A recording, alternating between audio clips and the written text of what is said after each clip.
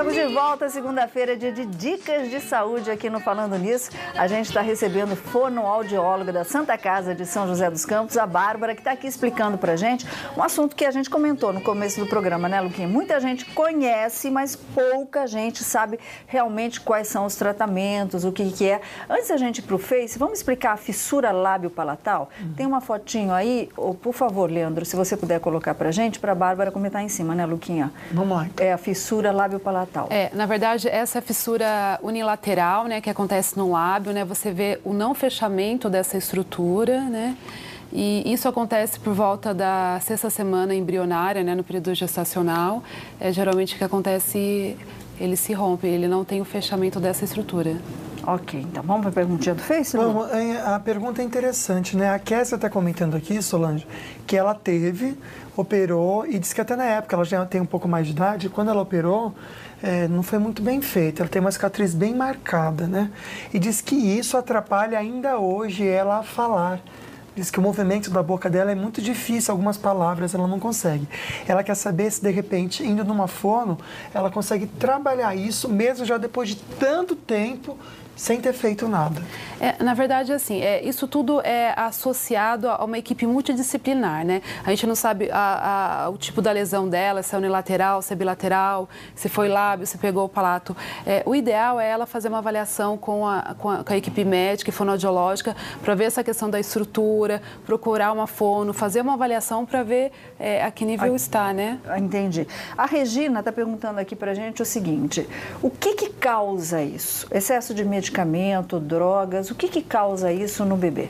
Na verdade, é multifatorial. O que a gente sabe sobre isso é que você tem a questão da formação do bebê no primeiro trimestre, né? Como eu falei anteriormente. A gente sabe que a fissura ela pode se formar com 6 semanas de vida intrauterina, né? E com 10 semanas a palatal ela pode se formar.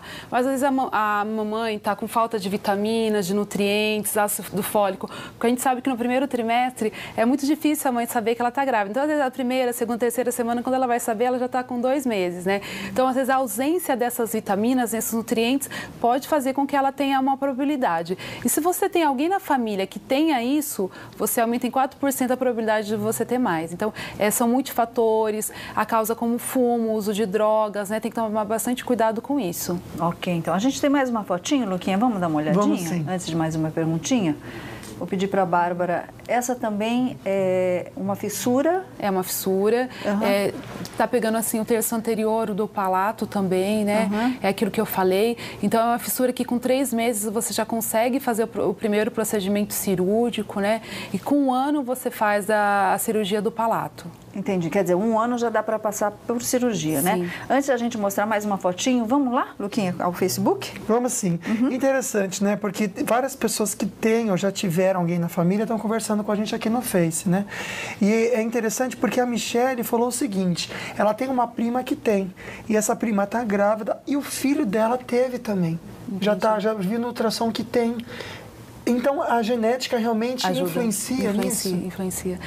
Como eu falei anteriormente, se você tem um caso na família, a probabilidade aumenta em 4%. Isso não significa que quem não tem nenhum caso não tenha a possibilidade. Tem a possibilidade, sim.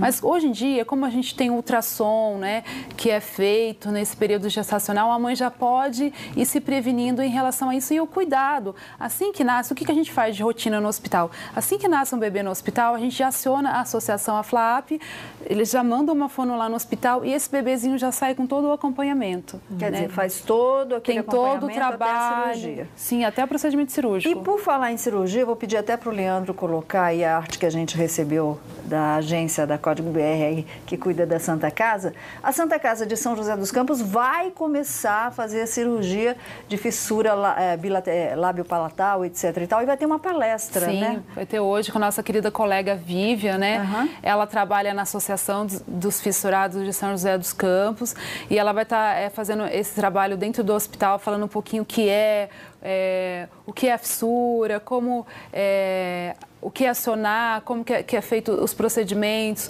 como que é feita essa reabilitação. Então, hoje à tarde, a gente vai estar com a Vivian no bate-papo no auditório do hospital, com toda a equipe da Santa Casa, fazendo essa reciclagem no que se refere à fissura. Porque a gente precisa conhecer mais sobre o assunto, né, Luquinha? Pois é, muita pergunta aqui, aliás, vou até puxar a pergunta aqui do nosso amigo Jorge, um abraço aí, você que está acompanhando.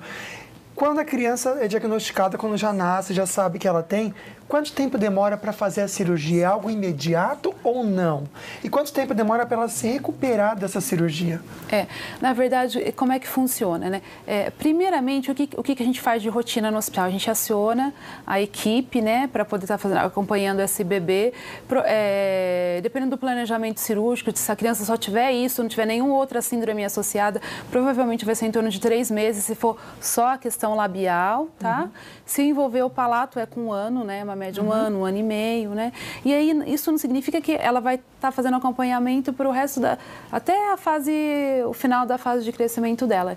Então, ela vai estar fazendo acompanhamento com a parte médica, a parte odontológica, porque às vezes você acaba tendo uma alteração na oclusão, você acaba tendo um mecanismo de ressonância, a parte de fala alterado, né? Então, se é um bebê que nasce no hospital, o que vai ser feito? Você vai orientar essa mãe em relação ao posicionamento, dependendo do tipo da fenda que essa criança tem, você aciona, né? Então, assim, isso não significa que uma mãe que tem o filho com fenda não vai deixar de amamentar, ele tem que amamentar, mas você precisa orientar como amamentar e a higienização após essa amamentação, que isso é super importante, né? Tem o Paulo aqui dizendo assim, o meu filho tem a fissura, parabéns pelo programa, obrigada, viu, Paulo? Paulo que é de Lorena, e ele está com medo que o filho, após a cirurgia, fique fanho. Daqui a pouquinho a gente vai saber sobre isso, mas tem uma pessoa na linha, Lu. Vamos atender então. Alô, boa tarde. Alô, boa tarde. Quem está falando? É Carminha. Carminha, você fala de onde?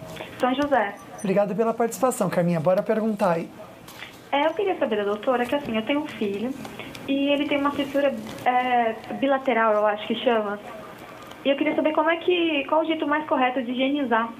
Ah, legal. A gente acabou de falar sobre isso, né? Na verdade, assim, depende da idade dessa criança. É um bebê, geralmente é com uma gazezinha, né? Você vai lá, com uma água filtrada e vai limpar. Mas ele já faz acompanhamento com alguma equipe? Como é que está o caso dele? Eu acho que já perdemos a linha aqui.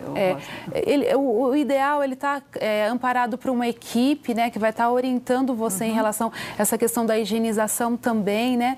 E aí, depois da cirurgia, da primeira cirurgia, eu não sei se é uma fissura labial ou palatal, mas você tem que higienizar todas as vezes após a alimentação. Ok, a gente vai ver uma fissura agora e daqui a pouquinho responder a pergunta do Paulo aí se pode ficar fanho, né? Se a criança após aí a cirurgia ficar fanho, que é uma fissura bilateral. Vamos dar uma olhadinha. É bem comprometedora mesmo, né? É bem comprometedora, né? Então, o que acontece? Dependendo do tipo de fissura, se ela pegar o lábio e pegar o palato, tem algumas placas, né? Algumas próteses que você coloca no palato, que você faz uma compensação desse ar, porque na verdade tem um escape, né? Você não tem um vedamento. Por isso que tem essa sensação de fanho, né? Então você pede para confeccionar, enquanto isso a fono vai fazendo essa reabilitação com o paciente e depois de 45 dias após essa cirurgia, o paciente já vem para a reabilitação, né? Então a terapia fonoaudiológica é fundamental nesses casos para poder ir fazendo essa readequação. Ok, tem bastante mamãe preocupada aqui, viu, Luquinho, sobre quanto tempo é comprometida a fala da criança, né? Assim que é feita a cirurgia, a gente já vai responder para você. Pois é, porque agora a gente vai comentar sobre a Caixa Econômica Federal, que aumentou, a partir de hoje, as taxas de juros do financiamento imobiliário. A alta vale para os financiamentos tomados a partir de agora. A Caixa informa também que os financiamentos habitacionais contratados com recursos do programa Minha Casa e Minha Vida e do FGTS também não sofrerão qualquer correção em suas taxas de juros. Bom, não sai daí que tem mais notícia para você. O valor gasto com os cartões corporativos, gente, da Secretaria de Administração da Presidência foi nada menos que 8.800.000 reais. Cartãozinho de crédito. É isso mesmo, Solange. Esse, né, pois é, daqui a pouquinho a gente comenta que é absurdo, não sai daí.